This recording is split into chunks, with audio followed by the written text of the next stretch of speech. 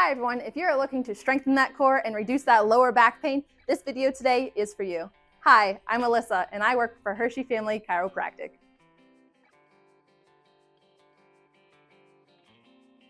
Hi everyone, for the first exercise today, we are going to be working on crocodile breathing.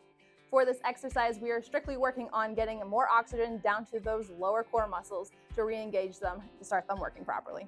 So to start this exercise, you're going to lay face down on the ground. Elbows are going to be out to the side, hands stacked on top of each other with your forehead resting on top of those hands. Now while you're down here in this stance, you are going to breathe in through your nose for 5 full seconds and then out through your nose for 5 full seconds, trying to get as much air in and out as possible while expanding that lower body region. Here we go. You're going to breathe in through the nose and out through the nose. And we're going to do this a total of 10 times.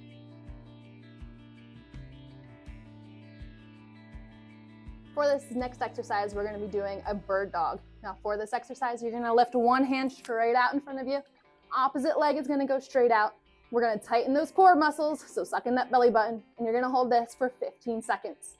Now, while you're holding this, try to go nice and steady. If you do start to lose your balance, touching that toe down and bringing it right back up is okay. We're going to bring that hand back down, hand right underneath the shoulder for stability, knees right underneath those hips. Extend that leg and arm back out, and we're going to hold this for 15 seconds as well. We're going to repeat this 3 times on each side. Again, sucking in and holding those core muscles the whole time. Shaking is normal. As you continue these, that will get lessened. These are just to strengthen those major core muscles. Again, that middle core 6-pack and those obliques.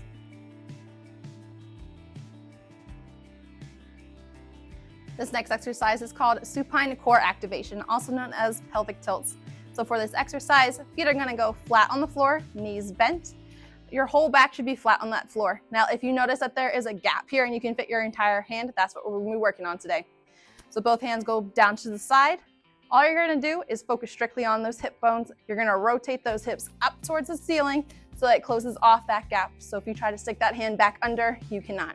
We're going to hold this position for 10 full seconds, relax, and then do it again.